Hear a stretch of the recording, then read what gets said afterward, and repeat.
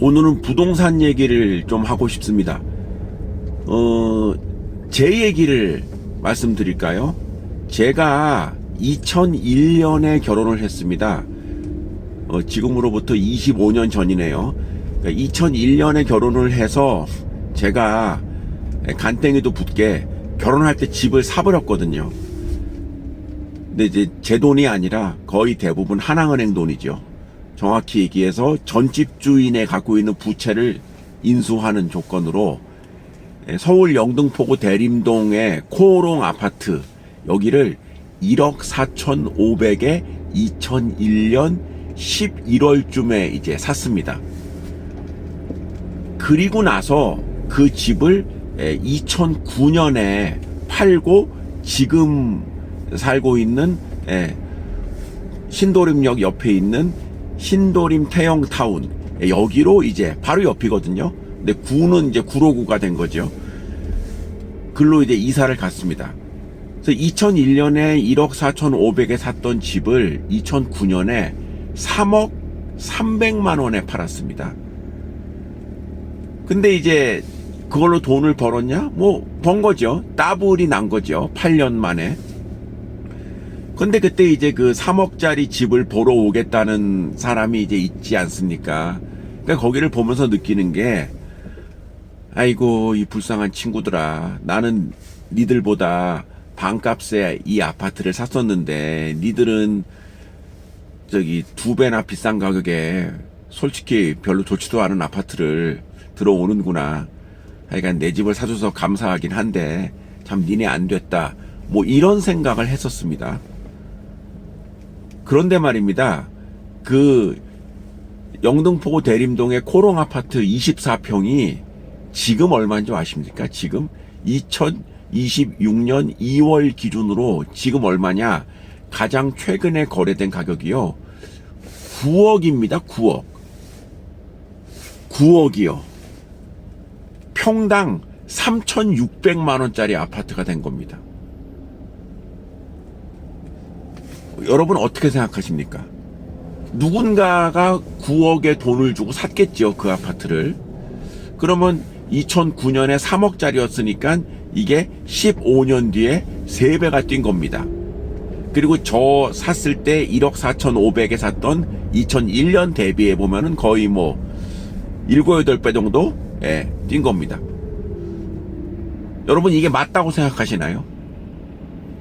뭐 물가가 오르고 뭐 등등등등 여러 가지 요인이 있겠죠. 그런데 저는 개인적으로 코롱 아파트 25평에 대해서 굉장히 애정이 있습니다. 제가 살았던 곳 그리고 우리 아이 둘이 태어났던 아파트이기 때문에 애정이 있습니다. 그런데 그 아파트가 1998년에 생긴 아파트거든요. 그러면 지금 몇 년의 세월이 지났습니까? 거의 30년 가까이 된 아파트라는 얘기죠. 24평. 그게 9억이라고요? 그러면 거기를 누가 살까요? 신혼부부가 거기 살 수 있을까요? 무슨 프로야구 선수 정도가 되지 않으면은 그 돈 그렇게 조달하기 쉽지 않을 겁니다. 그런데 9억 들여서 영등포구에 있는 24평 아파트를 산다고요? 쉽게 얘기할 수 있는 건 요즘 젊은 사람들 결혼 못합니다. 무슨 돈으로 9억을 마련해서 겨우 그 아파트를 삽니까? 그래서 저는 이런 상황을 비정상적인 상황이라고 생각을 합니다. 비정상이 맞습니다. 집을 리빙의 개념으로 접근을 해야 된다고 생각을 합니다. 그런데 요새 이제 부동산에 대해서 이재명 대통령도 굉장히 강하게 SNS로 얘기하고 뭐 부동산 가격을 안정화시키겠다. 쉽게 얘기해서 지금 가격보다 폭락을 시켜버려야 안정화되는 거 아니겠습니까? 근데 인위적으로 아파트 가격을 내릴 수 있을까요? 뭐 여러 가지 무슨 뭐 다주택자에 대해서는 뭐 양도세를 강화한다.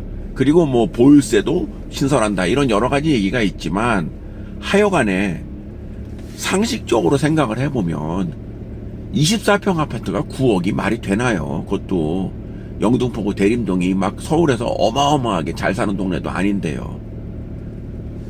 다 다른데 뭐 강남이나 이런 데는 뭐 24평이 뭐 한 20억 가까이 되는 데도 있다고 하더라고요. 그래서 저는 이런 것을 비정상이다, 말도 안 된다, 이렇게 생각을 합니다. 제 얘기가 억지라고 생각을 하실 수도 있는 분이 있을 것이고, 제 얘기에 공감하는 분도 있을 수 있을 것입니다. 그래서 저는 지금의 부동산 가격, 이거는 비정상이다 라고 단정적으로 말씀을 드릴 수가 있겠습니다. 아시다시피 우리나라 인구가 늘어나는 것도 아니거든요. 젊은 사람들이 막 옛날보다 더 결혼을 많이 해서 신규 주택 수요가 더 많아진 것도 아니거든요. 그런데 이렇게 아파트 값이 올라간다? 그러면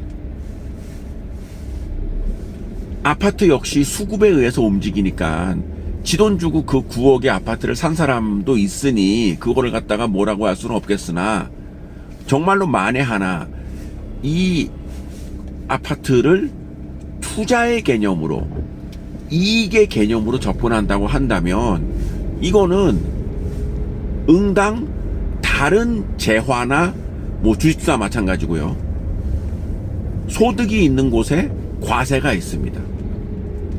아니 지금 저 모는 자동차 이거요, 이것도 1년에 자동차세 50만 원 냅니다. 그런데 한 3,500만 원짜리 차였거든요, 저 샀을 때 2017년에. 근데 1년에 50만 원 자동차세 냅니다, 소유하고 있다는 이유만으로. 그러면 9억짜리 아파트면 1년에 한 1,000만 원 정도 보유세를 내야 되는 게 아닐까요? 자동차세와 비교해서 말이죠. 그게 싫다? 그러면 이사를 가거나 그 집을 팔면 되는 거 아니겠습니까? 그래서 제가 지금 정책당국에서 굉장히 그 부동산 가격을 안정화시키겠다, 그러니까 내리겠다는 얘기죠. 그랬을 때 여러 가지 정책을 씁니다. 그런데 여기에 반대하는 사람들은 아무리 용을 써봐라, 아파트값 꿈쩍도 안 한다, 역대 정권이 다 그랬다, 그리고 선거 앞두고 세금 올리면은 표 떨어진다, 뭐 등등 여러 가지 얘기를 합니다. 그러면서 역대 정권에서 여러 가지 액션을 취했는데 아파트 값은 잡히지 않았다, 고로 실패했다 라는 이 기적의 논리에 이재명 정부는 자유롭기 바랍니다. 여러 가지 정책을 칼같이 쓰십시오.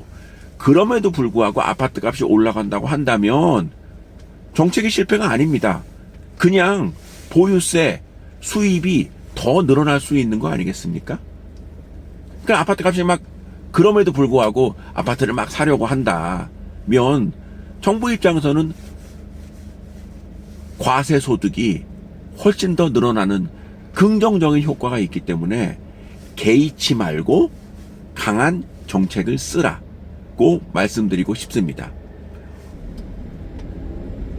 이 유튜브 보시면서 저렇게 세상 물정 모르는 인간이 있나라고 비난을 하실 분은 얼마든지 비난을 하십시오.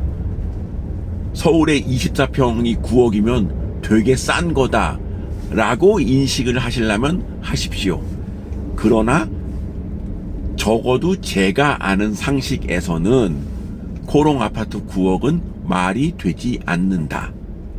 이 아파트 가격이 지금보다 절반 이하 4억 정도로 떨어진다고 해도 저는 굉장히 아파트의 그 재반 입지 조건 등등을 감안했을 때 낮지 않은 가격이다.